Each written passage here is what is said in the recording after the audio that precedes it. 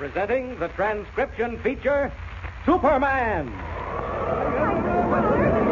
Up in the sky! Look! It's a bird! It's a plane! It's Superman! And now, Superman, champion of the weak and the oppressed, valiant fighter for truth and justice. Superman, strange visitor from the planet Krypton, who walks about among men disguised as Clark Kent, mild-mannered news reporter. As you remember, Kent and Professor Thorpe in the Daily Planet seaplane had flown in pursuit of Thorpe's ship, the Juanita, which they learned had sailed from Key West without the professor. When they found the ship, they were fired on by a cannon which had been wheeled up on deck, and Professor Thorpe, unconscious, had been knocked into the sea. Kent, as Superman, had rescued the professor and brought him aboard the Juanita. Captain Maddox, his head bandaged, explained his strange behavior by producing a telegram apparently signed by Professor Thorpe, ordering him to sail at once and to fire on any craft that might attempt to stop him.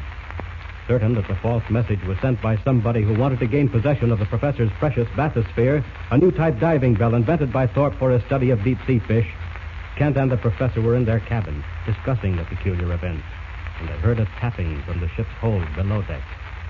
They identified it immediately as Morse code for SOS, help. As our story continues today, Kent and Thorpe are rushing down the companionway to find the sender of the urgent message. Listen. Kent, this is the most amazing turn of events. Hurry, Professor.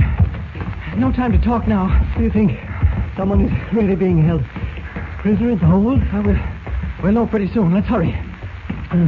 Here we are, below deck. Now, quiet. Listen. Tapping has stopped. Oh, so it has. What do we do? Oh, I'll have to look around quietly. If someone is being held prisoner down here, we don't want to let the wrong people know that we're wise yet. No. All right. We'll split up and search the entire hold. Say, what's the matter with you, Kent? What are you listening for? Oh, nothing. Nothing at all, Professor. Go on, you take the forward end. Look among those boxes. And you? I'll look around here. All right, Kent. Call me if you find anything. All right. I almost gave myself away that time. I was listening to something. Heavy, labored breathing. Seemed to be coming from behind that steel partition.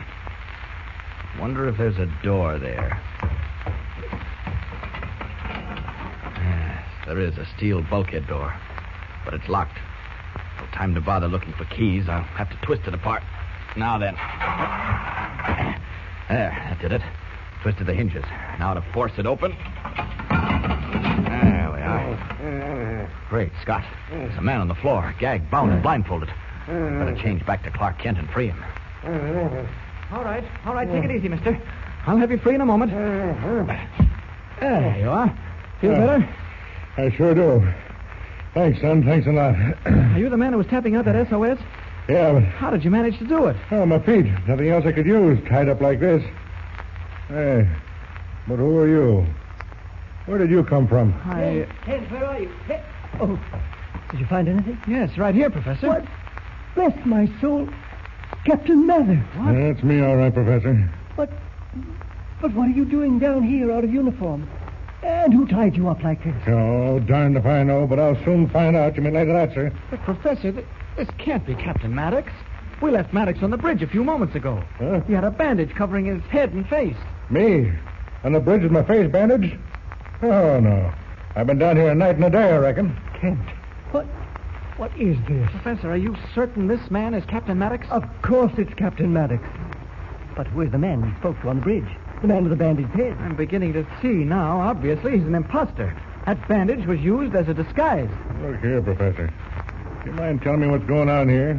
And who is this young fella? Captain, this is Clark Kent, a reporter who's making the trip with us. How do you do, Captain? How are you? Well, it's lucky we heard your signal on deck, isn't it? Tell us how you got down here. Well, I was standing on the starboard deck last night when Sparks, the radio operator, came by. Yes? First thing I knew, someone slipped up behind me and cracked me on the head, and everything went black. I came to us down here.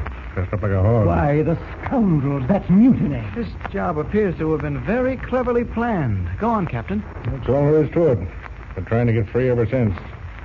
Now, suppose you tell me your side of the story, young man. Well, it's short but interesting. Captain Maddox, the man on the bridge of this ship has fooled the crew into thinking he's you. What? Just as he fooled us. Well, Well, why would he do that? Who is he? Well, we don't know, but it looks like there's a plot afoot to seize the ship and the professor's bathysphere, Captain. Well, that's piracy, young fellow. Where is that masquerading devil? Let me get my hands on Well, he him. must be on the bridge. Professor Thorpe, you gotta throw him in irons. Come on. I'm right with you, Captain. So am I. Let's go. Get that Find him on slot the and throw him behind. As the three men race up the companionway stairs to the deck, another scene is being enacted in the radio cabin, where Sparks and Wolf Cleland, who has been masquerading as Captain Maddox, are plotting together. Listen. See here, Wolf. What do we do now that the professor and his pals are on board? Only one thing to do. We'll have to get rid of them. Sure, but how? Don't worry, I'll find a way. There's too much money at stake to let go of it now. You bet. But we'll have to work fast. Yeah. They find Maddox down in the hole and tip off the crew as sunk. Say, maybe we ought to radio Escobar. Ask him what to do. He was going to call us, wasn't he? Yeah, he hasn't called yet. I've been at this machine all day, and there hasn't even been a chirp out of it. Wait a minute. Somebody's calling us. Come in, SS Juanita. It sounds like Escobar. I'll give him the go-ahead. SS Juanita answering. Come in, please.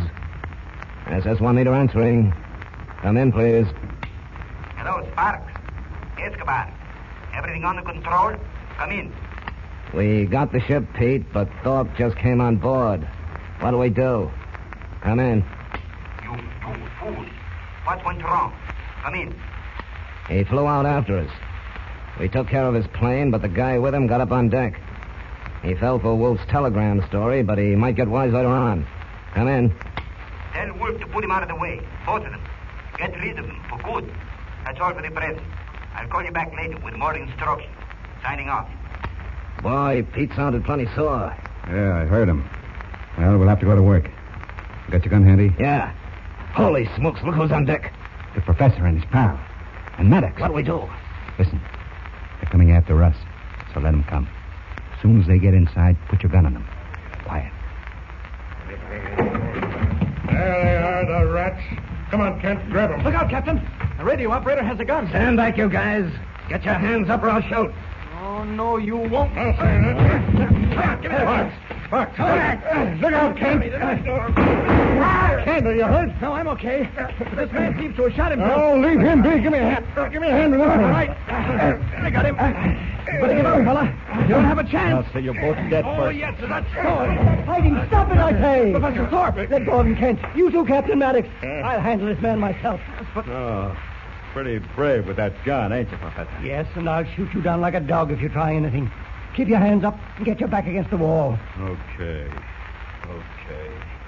Well, nice work, Professor, but how did you get the gun? I dashed into my cabin when I saw the fight start. I thought a gun might come in handy. Kent, what happened to the radio operator? His revolver went off while I was wrestling with him. One of the bullets must have gone the wrong way. Let me have a look at him. Oh, Professor. Yeah, he's badly wounded. You'll need immediate attention. Get somebody to carry him to a cabin and dress his wound. Say, Professor. Kent, look here. What is it, Captain? There's tattooing on Sparks' chest. It's an odd pattern. Here, look at it. Why, it's shaped like an octopus. It looks more like a map to me. Captain Maddox, did you say there's a map tattooed on that radio operator's chest in the form of an octopus? Yes. See for yourself, Professor. No, I'd rather not. Kent. Yes? Kent, open this other man's shirt and see if there's the same tattooing on him. Why, Professor, what's the matter? You look upset. Hey, Kent, do as I say. No, you don't. You'll keep your hands off me. Now, hold still, you. Remember, I've still got this gun. Go ahead, Kent. Okay. Well, Kent, what do you find? Well, you guessed right, Professor. The same identical tattooing. Both of them with the same map in the shape of an octopus. What does it mean, Professor? Take the bandages off his head and face. Yes, let's see what he looks like. Hold on, you guys. I'll pull him off myself. Huh. Well, Maddox, surprised? It's Wolf Cleland. Guess you never knew how much we resemble each other, did you, Maddox? Do you know this man, Maddox? Know him? There isn't a man that ever sailed the Caribbean Sea that don't know him. He's one of the worst crooks that ever polluted these waters. No, we're getting somewhere. Cleland, what's the meaning of these tattooed maps? Why were you and the radio man trying to seize the ship? That's my business, brother. You better talk now, Cleland, for your own good. Piracy on the high seas carries a stiff penalty. Well, if you really want to know, ask Professor Thorpe. He can tell you. He has a minder. Professor Thorpe. Professor, is this man telling the truth? Do you know why your ship was stolen? What these maps mean? Yes. I think I do now, Kent. Oh, for heaven's sake, tell us. What's this all about? Kent, I have a confession to make. You may as well know the truth now. I've been sailing under false colors. Really? Just a moment, Professor. SS Juanita, come in. The radio. Someone's calling us. Here's the switch. Let me take that, Captain. SS Juanita answering. SS Juanita. This is the SS Juanita. Come in, please.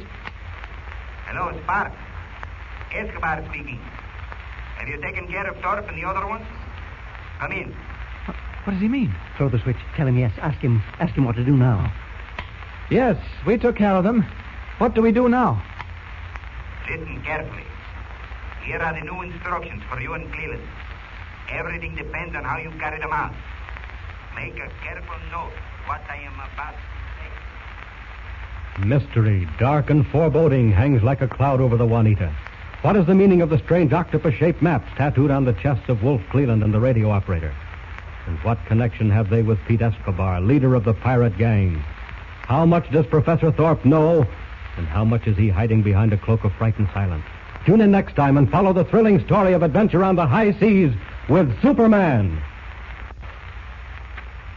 And remember, tune in the next thrilling installment of the transcription feature, Superman. Up in the sky, look! It's a bird! It's a plane! It's Superman!